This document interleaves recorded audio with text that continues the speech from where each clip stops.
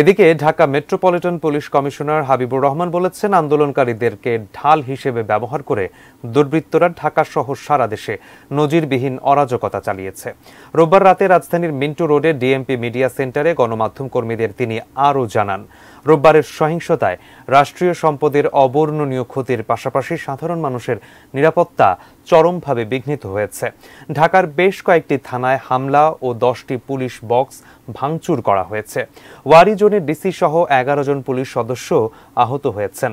এছাড়া কারফিউ না মানলে কঠোর ব্যবস্থা নেওয়া হবে জানিয়ে নগরবাসীকে কারফিউ নিয়ম কানুন মেনে চলার আহ্বান জানান তিনি। আন্দোলনকারীদের ঢাল হিসেবে ব্যবহার করে দুর্বৃত্তরা ঢাকা মহানগরী সহ সারা দেশে নজিরবিহীন অরাজকতা, অগ্নিসংযোগ ও ভাঙচুর চালিয়েছে। ঢাকা শহরের 10টি পুলিশ বক্সে ভাঙচুর ও অগ্নিসংযোগ করে, কয়েকটি পুলিশের গাড়ি ভাঙচুর ও অগ্নিসংযোগ করে। তাদের গুলিবর্ষণে 3 জন পুলিশ সদস্য আহত হয়। ওয়ারি বিভাগের ডিসি সহ মোট 11 জন পুলিশ সদস্য আহত হয়। তাদের নাশকতামূলক কার্যকলাপ নিঃসন্দেহে প্রমাণ করে তারা কেউই ছাত্র নয়, তারা সন্ত্রাসী, তারা জঙ্গি, তারা আইন বিরোধী।